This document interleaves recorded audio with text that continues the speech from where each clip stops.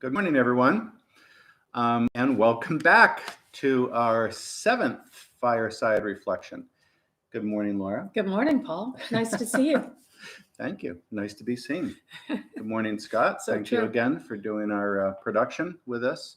And I was thinking this morning, what is weird is when doing something like this begins to feel normal. Yeah, that's true. Somewhat, right?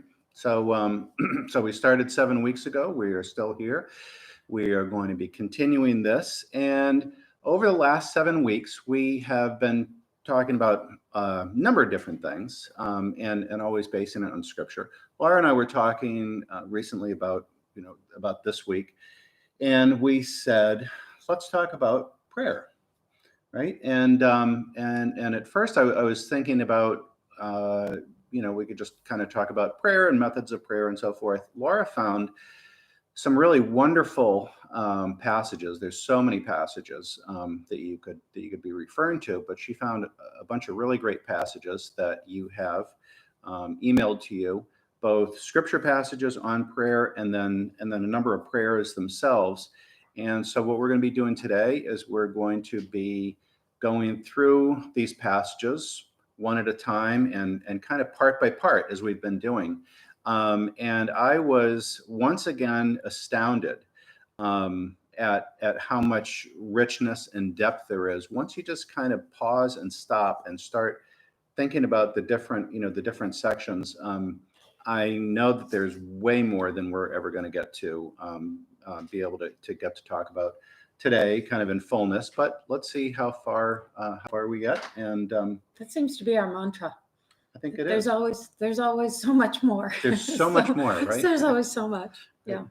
So- So I thought it might be nice to start out with one of these prayers. And actually, if you have the papers, it's the very last one on the paper, and it's a prayer by St. Augustine. And he wrote, "My God, let me know and love you so that I may find my happiness in you. Since I cannot fully achieve this on earth, help me to improve daily until I may do so to the full. Enable me to know you evermore on earth so that I may know you perfectly in heaven. Enable me to love you evermore on earth so that I may love you perfectly in heaven. In that way, my joy may be great on earth and perfect with you in heaven. O God of truth, grant me the happiness of heaven so that my joy may be full in accord with your promise. In the meantime, let my mind dwell on that happiness, my tongue speak of it, my heart pine for it, my mouth pronounce it, my soul hunger for it, my flesh thirst for it, and my entire being desire it until I enter through death in the joy of my Lord forever." Amen. And that's a beautiful prayer. There are many beautiful prayers. One of the things that I think about is that you can get into a state of prayer by reading other people's prayers, and then there's also just kind of an understanding about prayer itself, so that we can be more equipped to be able to engage in prayer. And that's what I love about the scripture passages, is that it informs us they inform us of so many different facets about prayer, and it is broad and vast and deep. And so we're going to get started. Yeah, I think that's actually a great point, is that the scriptures are going to show us that prayer is many things. And we tend to confine ourselves or limit ourselves to thinking prayer is, folded hands, head bowed, which it is. Right. But it's also dancing and singing, and it's Right. also arms wide open. And it's also, head up, head down kind of thing. It's, it's laughing even, your joy, right? Yeah. Laughter, joy, all of prayer, as long as kind of what St. Augustine was saying is that we do it keeping God, in our heart and in our soul and in our mind. Yeah. Then, then our life becomes our prayer. Yeah. And what I'm actually going to skip to a instead of with the very first one, just to mention, but not just to mention it, and then we'll start with the first one. But let's see, which one is it that says? It says, when you were praying, this is Jesus telling us about this is how you engage in prayer, where he says, do not heap up empty phrases. And here we just read a beautiful prayer. I mean, it's eloquent and articulate, and it sounds, it sounds beautiful, and it can get us into a state of prayers. And a lot of times we can get intimidated. We talk to people who, you get intimidated by, thinking that you're supposed to be coming up with these, gorgeous phrases, and that we get confused, I think, between prayer and saying prayers, right? And there's a big difference. Saying prayers can be prayerful, but being prayerful is not necessarily saying prayers, words, sentences, paragraphs. I mean, it's basically just talk from your heart. It doesn't have to be long Reader's Digest vocabulary words. And it doesn't even have to be just talking either, right? It doesn't even have to be talking. And that gets us to our very first verse that you picked. Do you want to just read that verse? Sure. It's from Psalm 34, verse 4. I sought the Lord, and he heard me and delivered me up from all my fears. Mm-hmm. And the thing that I like about that is, when I was reading that, it's actually the second word is I sought the Lord, seeking. And to me, that is one of the basic and one of the first elements of prayer is seeking the Lord. And the seeking is obviously not physically looking for God, but the seeking to me has to do with opening up our heart, opening up our mind. And we'll see a number of passages that kind of get to this from a number of different angles. And one of the things that I thought about was, when it comes to seeking, is how much time are you willing to put into it? How much time are you willing to put into your seeking? And one of the things that struck me later was, with prayer, it's an effort. It takes effort, right? It takes effort. It takes time. And I was thinking about, our dog. And a couple of years ago, we lost our dog. Our dog strayed away from the yard, and we had a whole force of people who were looking all over the neighborhood, and we spent hours, probably 8 of us. It was Thanksgiving, so our family was together, and we had at least 8 of us scouring the neighborhood, calling, looking, and engaging the help of other people. And to me, it's like, when I think about seeking, it's like that seeking. It's not, and I think we can confuse that too. It's like, oh God, where are you? Well, see, I can't find God, right? And that's not even seeking. That's barely mentioning it. And the effort isn't there. And then we talk to people, and it's like, I don't know, I can't, I wonder why I'm not getting, a benefit out of it. And I think there's a great key right there with the seeking. Yeah. And I like the second line, because I sought the Lord, which is you think of that as a seeking with your eyes, and it comes back with, and he heard me. And Jesus said that when he said, seek and you will find, knock and it shall be opened unto you, that by the process of seeking, God will hear us and find us. We don't have to wonder, are you up there, God? Are you listening? Do you hear me? Yes. Yeah. And so, something for us to think about with our seeking is, and you can think about this for your own life. Are you expecting instant results in your seeking? How long are you willing to give to it? How quickly do we expect the results to take place? Is it, 30 seconds? Is it, 5 minutes? Is it a day? Is it, a week or a month? Or, what's involved with that? And with a seeking, I think that it includes study, Mhm. right? Reading books, maybe checking out commentaries, putting some effort into it that way. So it's not, a lot of times when we think about prayer, we think, here I am, here God is, and it's me and God, and we forget about resources that can help us in our seeking, Mhm. right?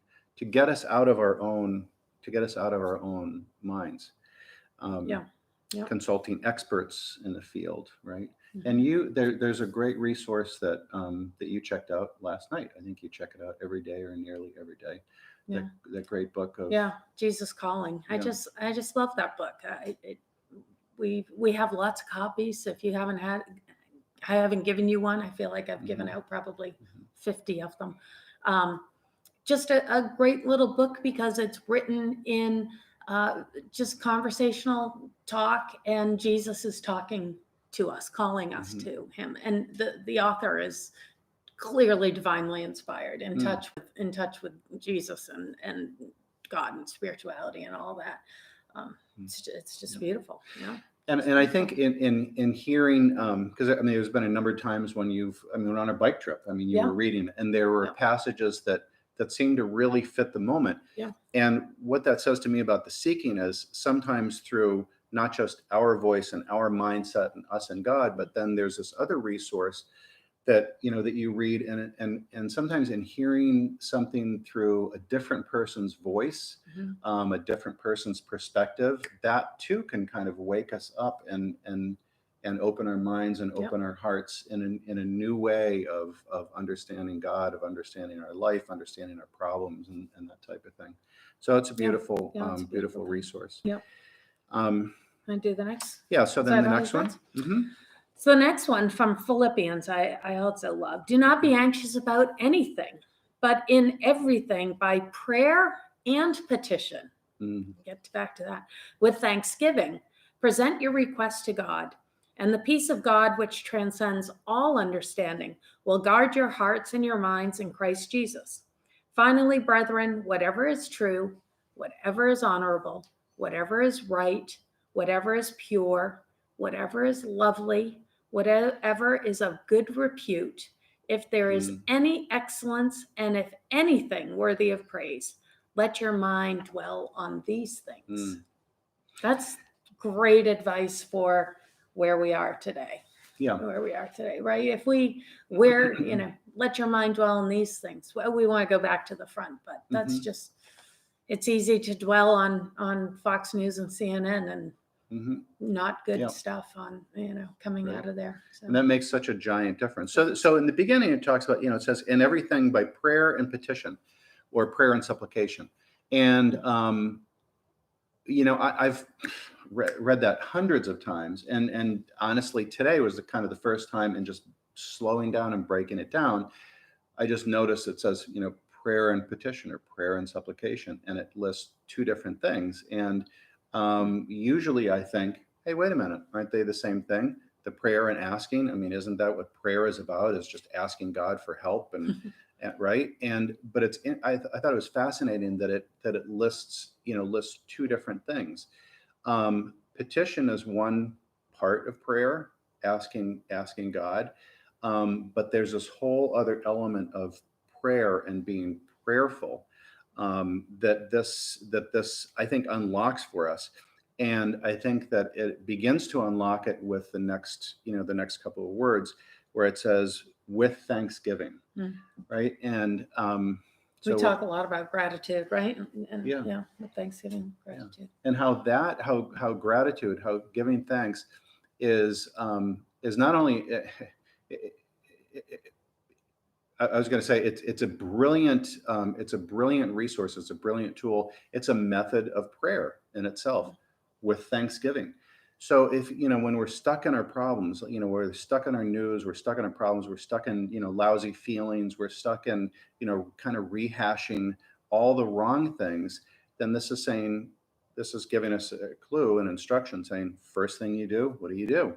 Let's think about how about let's think about some things that are going right, because if your problems are like right in front of your face, that's all you can see. So it's actually a method saying, okay, with thanksgiving, so how about exhaustively, not just, okay, I'm thankful for, the sunshine and the clouds and, and just kind of rattle a few things off and then get to the problems. Like spend a tremendous amount of time on the Thanksgiving part, right? The gratitude part. What's going right? I still have my eyes, my hands. I mean, you can, and I would say, if you're really in a funk, sit down with a pad of paper, and go as exhaustively as you possibly can. And I would say the more that you want to shift your perception and your feelings, the longer that you will stay with the gratitude and the Thanksgiving part of it. Pages. Go ahead and and write pages. Take it down to its most minute detail. Right. Yeah. Great practice. Yeah. Yep. And again, the effort that you put in is what you will get out of it. The next component of that is 3, 4. The ending of it, right? Whatever is right or whatever is true, and depending on the translation that you have, these words can be a number of different things that get at the same thing. Whatever is right or whatever is true, whatever is pure or whatever is honorable, whatever is lovely or just, whatever is of good repute or pure and lovely and gracious, excellent. So it starts naming different things, and it says, think about these things. And again, engaging in that, how different is that than just saying prayers, right? And rattling off words. Yeah. Yeah. Because when we sit and we honestly sit and think about things, intentionally have thoughts and send those thoughts out, it's equally powerful. Yeah. So we're going to share What something do you have there, Paul? Well, I have a little show and tell. It's something that I shared in a message, I don't know, a couple of months ago or so. And so help me, Scotty, tell me where to place this so people can see it clearly. So this is a needlepoint, and it was done by a woman named Judy Collier. And it's the first part of what we know as the Serenity Prayer. And Judy made this in her, I don't know whether you want to say free time, but the amazing thing is, so Judy Collier was a neighbor of the church, and when she was pretty young, I think she might have been in her teens, I forgot now, but she came down with a disease where it started paralyzing her and got to her diaphragm so that she couldn't breathe. So she became permanently hospitalized. She was in an iron lung. She was confined to the iron lung for, I think it was 20 or maybe even 22 hours a day.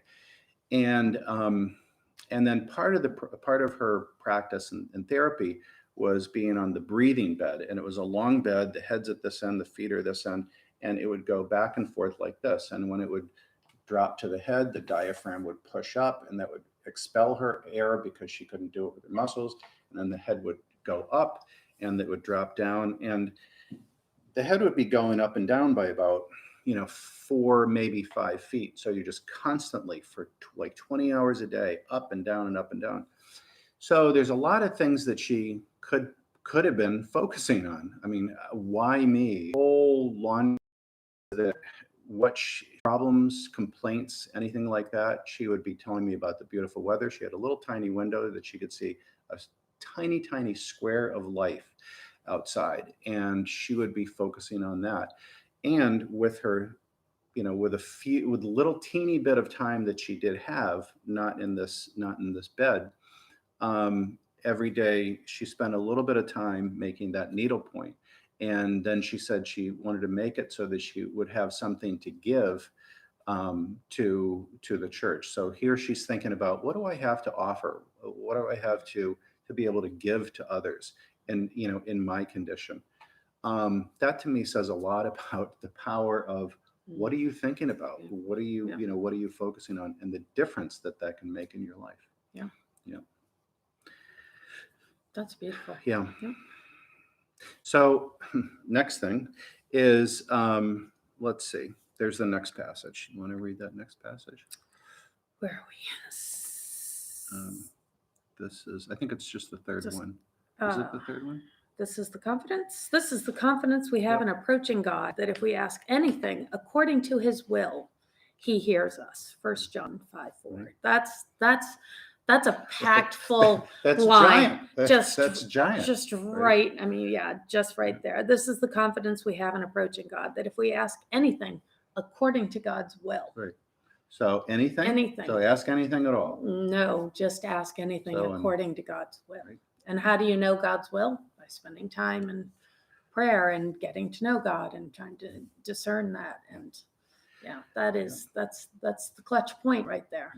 And that, I mean, that's so huge. And that essentially is Jesus's prayer that he engaged, in himself when he was about to be crucified. He'd already been betrayed. He's in the Garden of Gethsemane. And he's saying, look, I don't want this to happen, but nevertheless, not my will be done, but your will be done. And to me, that's the gigantic key of, does prayer shift the balance? Does prayer, I mean, folks know that I love quantum physics, and we know now through scientific studies that our will actually can affect level, at least on the quantum, or can affect matter, at least on the quantum level. So can it affect things? Yes, but it needs to be within that realm of possibilities. And maybe there's 1 million possibilities, 2 million possibilities, 1,000 possibilities. But it does need to be within that realm of possibilities. And one of the things we think about is, if we're walking along and all of a sudden, we choose to step out in front of a bus, and because we say, oh, well, God's gonna save me, and so, I'm just gonna step in front of this bus and I'm gonna say the prayer, God, stop this bus, or make my physical body, immune to, to the impact and so forth. That it's probably not going to be within the realm of the possibilities. And so, what do you pray for? A lot of, we do say, nevertheless, your will be done. Look, this is what I would love, but nevertheless, your will will be done. What's your will? A lot of times my prayer is I don't know. I don't know what's possible, God. So help me. Help me. You know everything. You know what's possible. I know I need help. I'm just going to lay myself bare before you. I'm going to open myself up wide and come in and do whatever is possible. And I do know one thing is that just being with you is, gives me power, with your presence, confidence, comfort, and the sense of being connected. And then whatever happens beyond that, I don't know. Yes. So much. It's just, I don't know, you go on like that, my head spins. I'm like, so many things going through, but yeah, no, I mean, and the possibility, and there are possibilities that we cannot imagine, right? Yep. So we think things that might not be possible that are possible, and I think that's the fundamental issue with humanity and God's relationship is we want the answers. We want to know how much is possible. Yeah. How far can I Right. push it? Yeah. Like, what can you do for me, and what can't you? And that's not at all. Yeah. What we should be doing to have that peace and that we want to have, that comes from being with God and just accepting God as God is. Yeah. Well, and I think, like cure for cancer. Do some people get cured? Yes. Do some people not get cured? Yes. Are there other things to pray for as well beyond a cure? Give me the strength, give me the wisdom, help my family. I pray for the doctors and all those people who are, who they're taking care of. I give thanks for, The for researchers the hospital, who are the working researchers, to right? find. Yeah. I mean, there's loads that then, and that changes you as a human being. And then you do approach everything differently because I mean, sooner or later we all we all go anyway. So, Yeah. Praying for, eternal physical life, is not necessarily the answer. So there are a lot of other elements to pray for. And I think that's another stumbling block that we land on too as humans is we want to know, is prayer effective? Does prayer work, kind of thing. And we had that wonderful event with Harold Koenig a couple of years ago where he said, not only does prayer work, but going to church is what's helpful to the human body. And he has this great quote that said, if you could reliably predict the effectiveness of prayer, you wouldn't need faith because you'd have proof. And I was like, interesting, right? So, and he's part of Duke School of Medicine. Yeah, right? He's a scientist. Yeah, and was not necessarily a person of faith from. I mean, he'd been raised in a faithful home, but not, but this astounded him. But so and there's loads of data on the power of prayer, and like you say, your engagement, the effort that you put in, and there's statistics about how often you go to church, how often do you read the scriptures, how often do you pray, how often are you, the power of being with a community. And some of it's metaphysical, spiritual, some of it's what are you doing with your life and your time, what are you focusing on? So there's that aspect of it.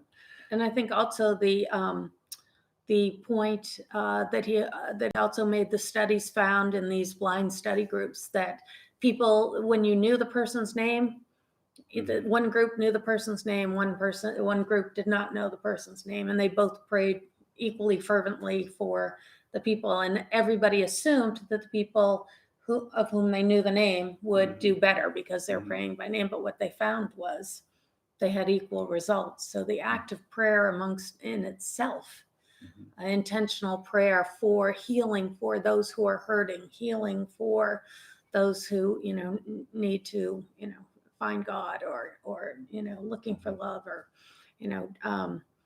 we don't have to know the names. Our prayers, our general prayers will do the job. And so if you think, oh well, I'm only always praying for myself because that's all I know, go ahead and open it up and pray for all the people. Pray for our world, pray for our community, especially pray for our teachers, pray for our medical staff. It will work. You pray for our medical staff to keep going and find within them the will and the drive. And I mean, my gosh, they're giving so much. So pray for their rest and peace and love and joy.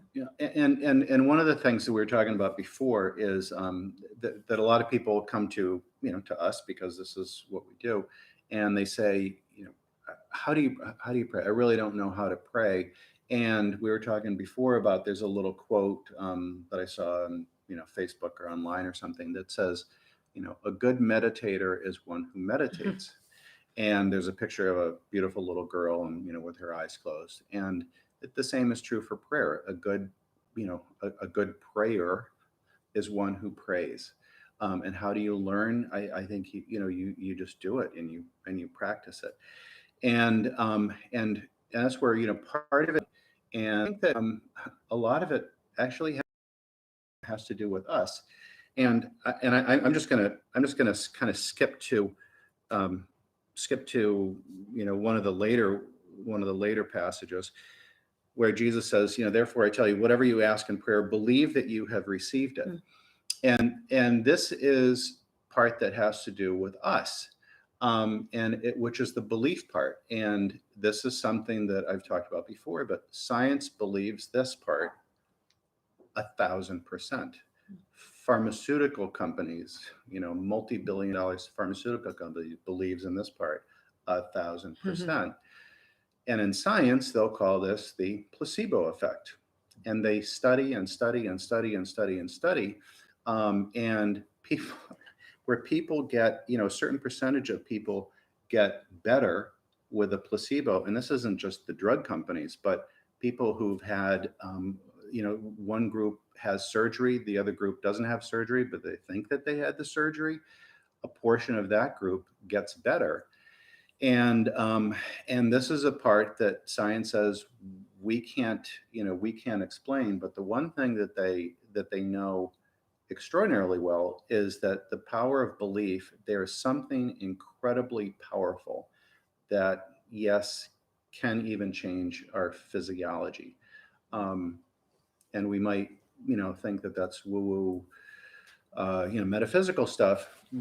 We all know this in the negative, in the reverse of this, with stress. Everybody knows about stress. Everybody knows about hypertension. We all know the negative consequences extremely well of, let's say, negative belief, worry, what that can do to our physical health. It can make us sick. We can get, we can lead to heart problems, and on and on. And, it slows down our recovery rates and stuff. So that's the negative part. So, if the negative belief does that kind of damage, then all you need to do is just turn that inside out, and you go, well, then therefore the positive belief. And what is the positive? And part of that is faith, is the kind of the non-metaphysical part of faith. Part of faith is faith, is the faith in the belief, and part of it is God. So it's this kind of joint relationship between us and God. But we need to do our part, and it's not all. I mean, I know you weren't just talking physical, but and there's that phrase "fake it till you make it" kind of thing. That don't get confused with that, because. Just thinking like, okay, so maybe you're there at home and you're kind of, the kids have worn you out, and you don't know how many more days you can do this, and you ask God for strength, and you believe that you have been given that inner strength. You'll find that you have that inner strength to go on one more day, or work through one more tantrum, or because it's such a good practice to, you have maybe you have a short temper, to ask for patience, pray for God to help you with your temper, and believe that God has done that. Yep. Because back to the first one, where, I sought the Lord and he heard me. And we know that, God hears our prayers, that you assume also that you have that, like you can do that kind of thing. And and when that can help you with over, stress and anxiety, panic attacks, all Right. those times. That is really helpful. and when you're overwhelmed, also, take part of prayer can just be unplugging.